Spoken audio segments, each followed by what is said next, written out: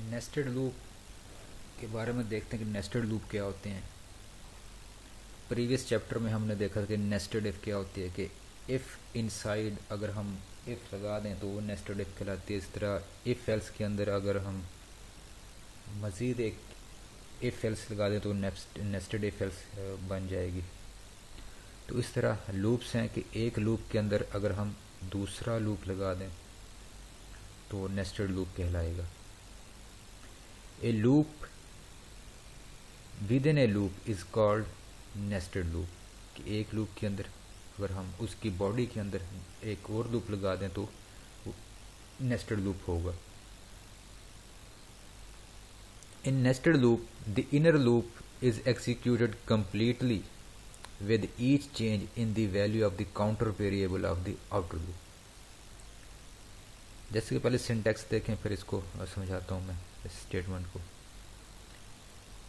कि ये outer loop हो गया, आउटर लूप की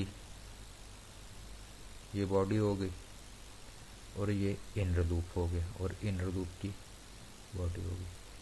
देखें जो इनर लूप है वो किसके अंदर मौजूद है, जो आउटर लूप है उसकी बॉडी के अंदर मौजूद है, तो इसे नेस्टेड लूप कहा जाता है।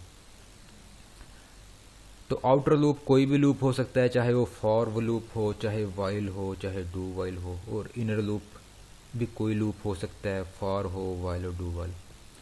यानी कि कोई भी लूप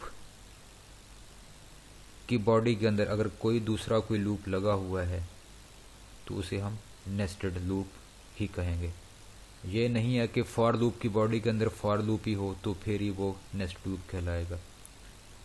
तो फॉर लूप की बॉडी के अंदर वाइल लूप हो सकता है, वाइल लूप की बॉडी के अंदर डू वाइल हो सकता है, डू वाइल की बॉडी के अंदर फॉर लूप हो सकता है। तो कोई भी लूप अगर की बॉडी के अंदर अगर कोई दूसरा लूप मौजूद है तो उसे हम नेस्टेड लूप ही कहेंगे। तो इसमें क्या लिखोगे, in nested loop the inner loop is executed completely with each change in the value of the counter variable of the outer loop. जो आउटर लूप होगा उसको हम स्पेसिफाई करेंगे वो कितने दफ़ा वो एग्जीक्यूट होगा। जिस तरह हम दूसरे लूप्स में हम देखते आए हैं कि लूप ने कितनी दफ़ा चलना होता है, वो हम स्टार्ट और एंड पॉइंट देते हैं। तो इसका जो इनर लूप होगा वो हर दफ़ा नए सिरे से चलेगा, नए सिरे से एग्जीक्यूट होगा।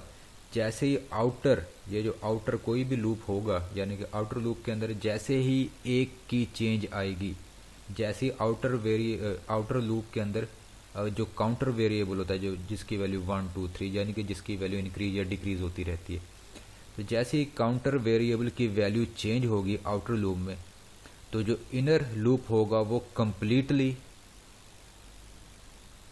नए सिरे से क्या होगा, एग्जीक्यूट होगा। फर्ज करें जो आउटर लूप है वो हमने मेंशन किया कि वो 1 से लेकर 3 तक चलेगा। आउटर लूप क्या होगा, 1 से लेकर 3 तक। जो इनर लूप है वो भी हमने कह दिया कि 1 से लेकर 3 तक। तो शुरू में आउटर लूप के वेरिएबल की वैल्यू क्या होगी, 1 होगी। तो इनर वेरिएबल कितनी दफ़ा चलेगा, इनर जो लूप है वो 3 दफ़ा चलेगा। फिर आउटर जो लूप है उसके वेरिएबल की वैल्यू क्या हो जाएगी, 2 हो जाएगी। तो फिर इनर लूप फिर दोबारा 3 दफ़ा एग्जीक्यूट होगा। फिर आउटर लूप के वेरिएबल की वैल्यू क्या हो जाएगी, 3 हो जाएगी। तो जो इनर लूप होगा वो फिर क्या होगा, 3 टाइम क्या होगा, एग्जीक्यूट होगा। यानी कि जो इनर लूप है वो 9 दफ़ा एग्जीक्यूट होगा और आउटर लूप कितनी दफ़ा एग्जीक्यूट होगा, 3 दफ़ा। तो इस सूरत में जो नेस्टेड लूप हैं वो काम करते हैं। तो इसकी एग्जाम्पल देखते हैं कि हमने इस शक्ल में आउटपुट एग्जीक्यूट करवानी है कि पहली लाइन के ऊपर 1 स्टार हो, दूसरी लाइन के ऊपर 2 स्टार डिस्प्ले हो, तीसरी पे 3 और चौथी पे 4 स्टार और पांचवी पे 5 स्टार क्या हो, डिस्प्ले हो। तो ये जो प्रोग्राम है ये एक लूप के ज़रिए हैंडल नहीं किया जा सकता, इसके लिए हमें नेस्टेड लूप लगानी पड़ेगी। तो 2 वेरिएबल बनाए इंटीजर टाइप के ए और बी।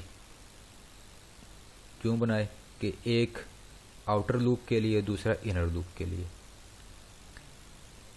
पहला हमने लूप लगाया for loop, a is equal to 1, a less than equal to 5, a plus plus.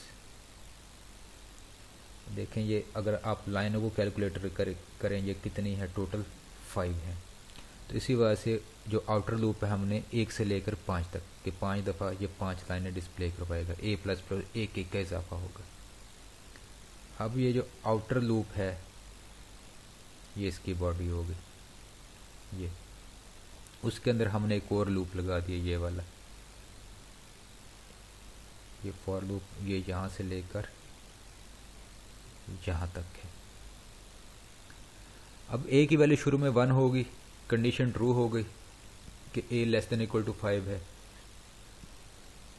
जैसी कंडीशन ट्रू हुई कंट्रोल यहाँ पर आ जाएगा। यहाँ पर क्या होगा, b is equal to 1, b less than equal to a, कि b की वैल्यू जब तक स्मॉलर हो या इक्वल टू हो a से तब तक ये लूप चलता रहे। a की वैल्यू शुरू में क्या हुई, 1 हुई, कंडीशन ट्रू होगी, कंट्रोल यहाँ पर आ गया। b की वैल्यू यहाँ पर क्या होगी, 1 सेट हो गई। b less than equal to a की वैल्यू क्या है, यहाँ पर 1 है, तो b की वैल्यू भी 1 है। 1 लेस देन और इक्वल टू 1, कंडीशन ट्रू हो गई, तो यहाँ पर कंट्रोल आएगा प्रिंट एफ स्टार। ये डबल कोट के अंदर स्टार का सिंबल है, तो एक स्टार क्या हो जाएगा, डिस्प्ले हो गया। उसके बाद b की वैल्यू पहले 1 थी, अब b की वैल्यू 2 हो जाएगी।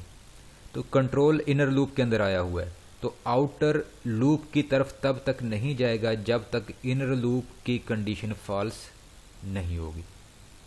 अब फिर b की वैल्यू क्या हो जाएगी, 1 से 2 हो जाएगी, कंडीशन चेक होगी, 2 लेस देन इक्वल टू 1, क्या 2 लेस देन या इक्वल टू 1 है, नहीं है, कंडीशन फॉल्स होगी।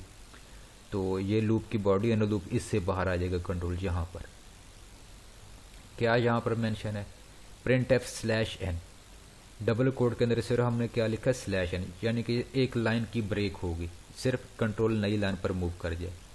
तो कंट्रोल नई लाइन पर मूव कर जाएगा, यहाँ पर आ जाएगा कंट्रोल। ये किसकी ब्रैकेट है, आउटर लूप की है, लूप ये एंड हो गया। अब क्या होगा कि a की वैल्यू में 1 का इजाफा हो जाएगा, पहले क्या थी 1 थी a की वैल्यू, अब a की वैल्यू क्या हो जाएगी, 2 हो जाएगी। कंडीशन ट्रू है, 2 लेस देन इक्वल टू 5, फिर कंट्रोल क्या होगा, इस लूप में आ जाएगा, इनर लूप में। तो ये दोबारा शुरू से चलेगा जैसे कि अभी बात हुई थी। b की वैल्यू फिर 1 सेट हो जाएगी, तो a की वैल्यू 2 हो गई है, तो 1 less than equal to 2, condition true है, तो यहाँ पर कंट्रोल आएगा, एक स्टार डिस्प्ले हो जाएगा। तो ये वाला स्टार क्या हो जाएगा, डिस्प्ले हो गया। फिर b की वैल्यू क्या हो जाएगी, 2 हो जाएगी, तो 2 लेस देन और इक्वल टू 2, कंडीशन अभी भी ट्रू है, यहाँ पर आ जाएगा, फिर ही दूसरा स्टार डिस्प्ले हो जाएगा। फिर b की वैल्यू 3 हो जाएगी, तो 3 पे कंडीशन क्या आ जाएगी, फॉल्स हो जाएगी, कंट्रोल बाहर आ जाएगा। यहाँ पर इस प्रिंट एफ पे स्लैश एन होगा, न्यू लाइन पर कंट्रोल जाएगा। ऊपर जब कंट्रोल मूव हुआ तो a की वैल्यू में 1 का इजाफा हो जाएगा, a की वैल्यू क्या हो जाएगी, 3 हो जाएगी। जैसे 3 होगी कंडीशन ट्रू है, फिर कंट्रोल यहाँ पर आ गया। ये अब कितनी दफ़ा, 3 दफ़ा लूप चलेगा, 3 स्टार डिस्प्ले करवा देगा। फिर a की वैल्यू 4 होगी, तो ये अंदर वाला लूप 4 दफ़ा चलेगा, 4 स्टार डिस्प्ले करवा देगा। फिर a की वैल्यू 5 होगी, तो जो इनर लूप है वो 5 स्टार डिस्प्ले करवा देगा। फिर a की वैल्यू क्या हो जाएगी, 6 पे क्या होगा, कंडीशन फॉल्स हो जाएगी, तो जो कंट्रोल है वो इनर लूप की तरफ नहीं जाएगा और कंट्रोल यहाँ पर आ जाएगा। इसके बाद जो एंडिंग ब्रैकेट है मेन की, प्रोग्राम क्या हो जाएगा, एंड हो जाएगा। तो इस सूरत में जो नेस्टेड लूप हैं वो काम करते हैं। इसको हम एक्सिक्यूट करके देखते हैं।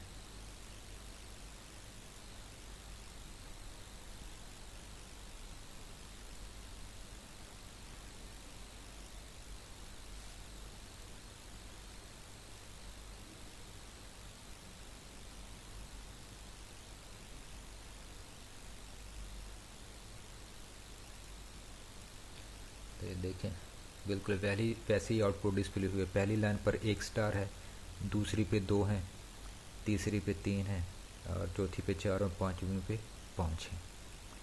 तो इस तरीके से जो नेस्टेड लूप है वो एक्सिक्यूट होते हैं। तो एक लूप के अंदर हम मज़ीद कई लूप लगा सकते हैं, ये नहीं कि एक लूप के अंदर सिर्फ एक ही लूप लग सकता है। तो एक लूप के अंदर मज़ीद लूप होगा, उसके अंदर मज़ीद लूप लगा सकते हैं।